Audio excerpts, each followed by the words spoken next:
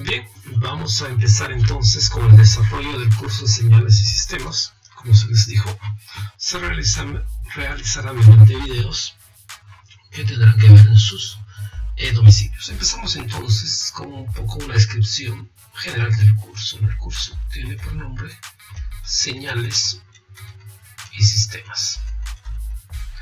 Entonces, de alguna forma, queremos que comprendan que la electrónica básicamente es el procesamiento de señales.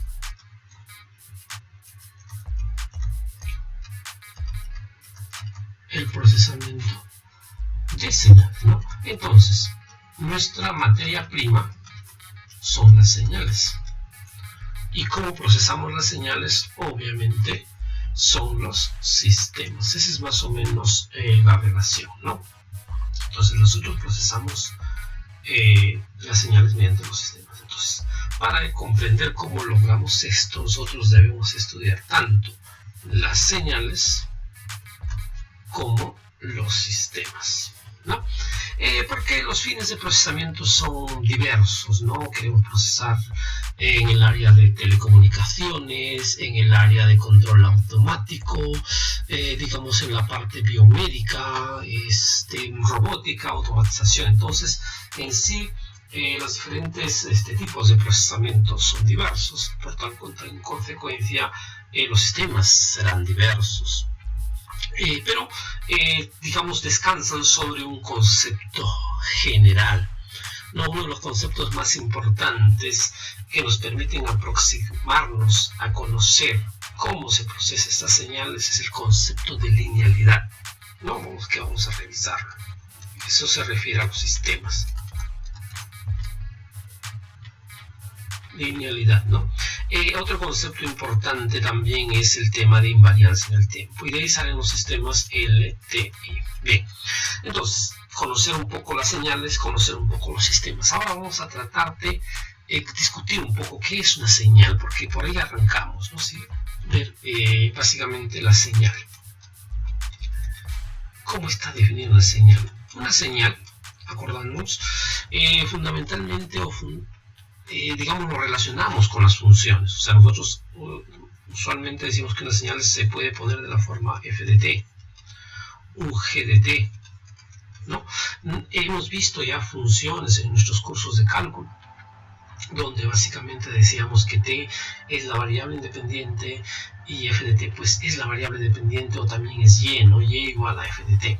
Entonces hay ese tipo de relación. Hay dos, o básicamente dos cosas. Ahí tenemos t, que es la variable independiente, o x como lo llamaba, y f de t o y, que es la variable dependiente. Ahora, ¿qué es t para nosotros, no? Porque antes decíamos x, pero acá lo vamos a llamar t, porque en realidad t se refiere al tiempo, ¿no? Por esa razón decimos tiempo.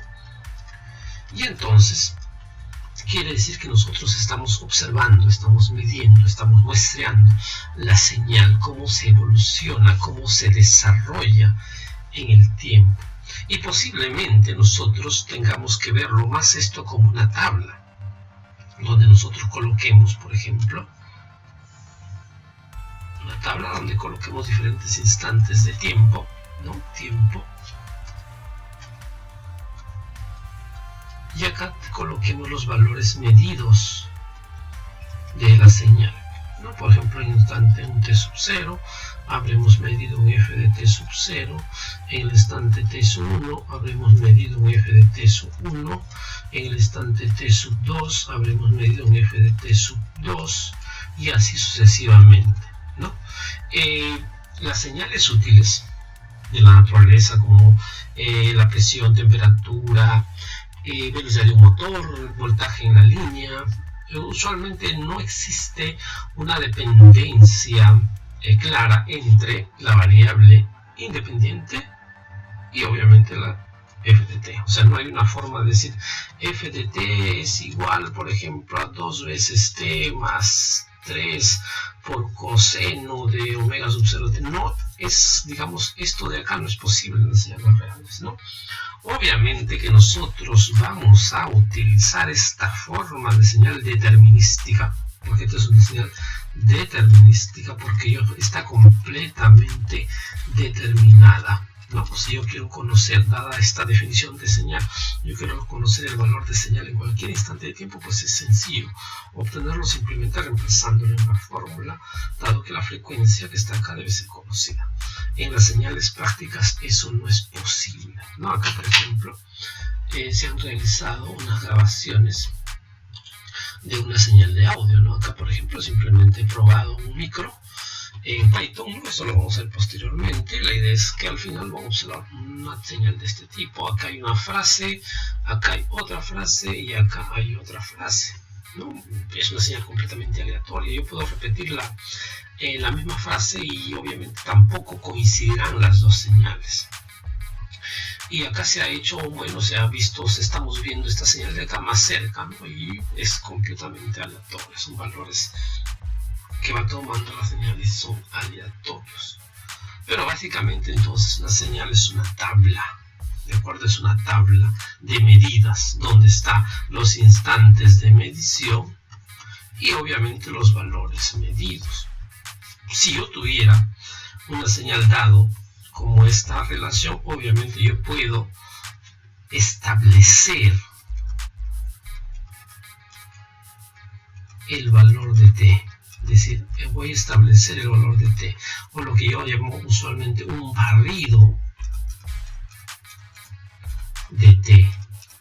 El barrido de t significa generar valores de t uniformes. Por ejemplo, puedo generar un barrido de t desde -2 hasta 2 con un step size de 0.5. Esta es una forma de colocarlo. Entonces el t básicamente que resultará será -2, -1.5, -1.0, -0.5, 0, 0.5, 1, 1.5 y 2, ¿no? Eso es básicamente. Entonces he generado un barrido de tiempo. Y como tengo una definición funcional, en este caso es determinística, podré calcular los valores de f de t. Calcularé f de -2, f de -1.5 y así sucesivamente. Esta es una señal, una tabla, ¿de acuerdo? Pero tengamos en cuenta que las señales prácticas o señales útiles son señales extraídas del mundo físico. Nosotros de repente queremos ver cómo es la voz, cómo es una frase, como es el caso de acá, ¿no? Usamos un sistema que me permita justamente, vamos a decirlo así, medir la voz. De acuerdo a ese es un micrófono, sabemos que es un transductor, un sensor que permite justamente convertir la voz, que son ondas de presión de aire, en una señal eléctrica que está disponible para procesarlo. Una vez que lo tengo en esta forma, en realidad yo no necesito pues la definición funcional, ¿no? Porque ya tengo la tablita, o sea, la señal la voy a tener mediante una tablita o mediante una relación funcional. Las señales útiles con las que usualmente deberíamos trabajar son señales en forma de tabla, obtenidas, medidas de alguna forma, con algún tipo de sensor. Y las señales con las que al principio nosotros vamos a realizar prácticas para ir entendiendo los conceptos van a ser señales determinísticas, ¿no? Son señales determinísticas. Hay un conjunto de señales básicas que debemos conocer que nos permiten ir adquiriendo los conceptos de procesamiento de señales. Pero al final ustedes en su vida profesional van a procesar señales aleatorias que no son determinísticas, ¿no? Entonces, eso es básicamente lo que quiero intuitivamente que tengamos como concepto de señal, que es una tabla en realidad, que está definido para determinados intervalos de tiempo. Obviamente, como cualquier función, ¿no? Como cualquier función, porque al final la señal podemos decir que lo podemos representar de manera intuitiva como una función matemática, ¿no? Tenemos el f de t, o cualquier representación de señal. Aquí hay dos posibilidades, ¿no? Porque si tenemos dos cosas, tenemos en sí el t y tenemos el f de t, obviamente. Tenemos dos cosas. Ahora, es posible que tanto el t sea continuo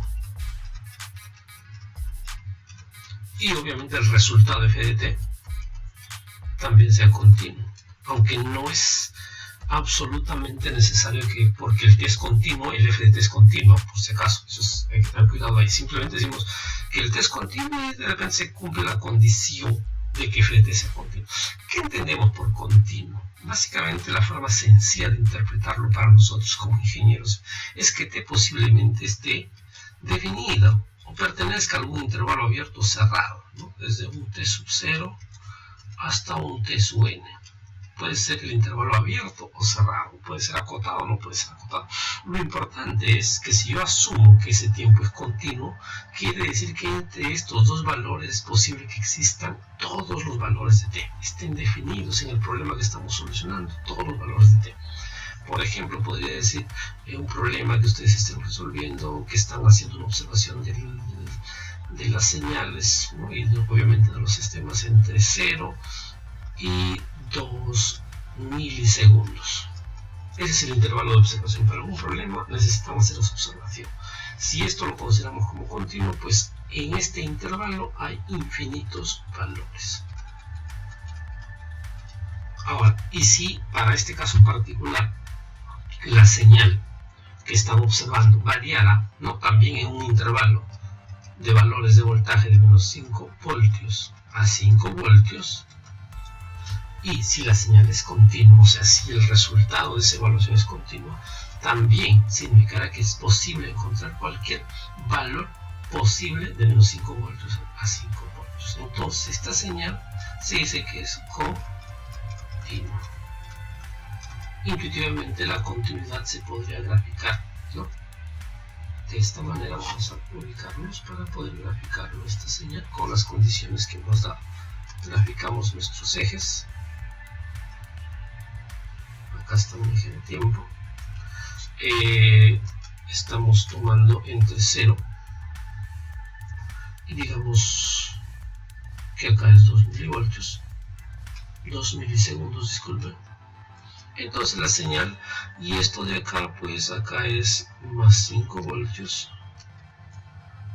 y acá tendríamos menos 5 voltios. Entonces una posible versión de señal que está restringida entre esos valores podría ser pues cualquier forma de onda que esté ahí, ¿no? Me dan cuenta digamos el trazo es continuo.